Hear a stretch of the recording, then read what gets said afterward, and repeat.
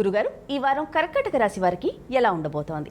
కర్కాటక రాశి వారికి 2 గ్రహాలు సహకరిస్తున్నాయమ్మా.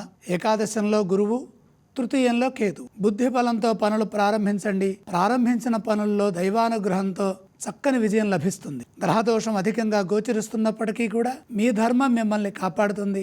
ముఖ్యమైన కార్యక్రమాల్లో జాగ్రత్తగా ఉండాలి. ప్రతి అడుగు ఆచితూచి వేయాలి. అవరోధాలు అధికంగా గోచరిస్తున్నాయి కాబట్టి గత అనుభవంతో బాధ్యతలను చక్కగా నిర్వర్తించండి. అధిక శాతం మౌనంగా ఉండటం మంచిది. ఇతరుల విషయాల్లో కలగజేసుకోవద్దు.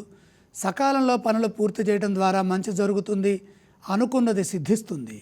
కొందరు ఈర్ష్యాభావంతో అభాండాలు మోపాలను చూస్తారు. ఓర్పుతో సమాధానాలు ఇవ్వండి. మీ నిజాయితీ మిమ్మల్ని కాపాడుతుంది. దేనికి తొందరవద్దు. అధికారులతో మాట్లాడేటప్పుడు సౌమ్యంగా మాట్లాడాలి. చంచల నిర్ణయాలు లేకుండా మనోబలంతో సంభాషించాలి. కలహాలకు అవకాశం ఉంది. కలహాలకు దూరంగా ఉండండి. మిత్రభావం ఏర్పడుతుంది. మిత్రుల వల్ల తగినంత ప్రోత్సాహం ఉంటుంది. తోటివారి నుండి మంచి ఉపకారం లభిస్తుంది. వ్యాపారంలో అశ్రద్ధ లేకుండా పనిచేయండి. ధైర్యంగా వ్యవహరించండి. మీరు చేయవలసిన కర్తవ్యాలను మీరు సకాలంలో పూర్తి చేయడం ద్వారా ఎటువంటి ఇబ్బందులు ఉండవు.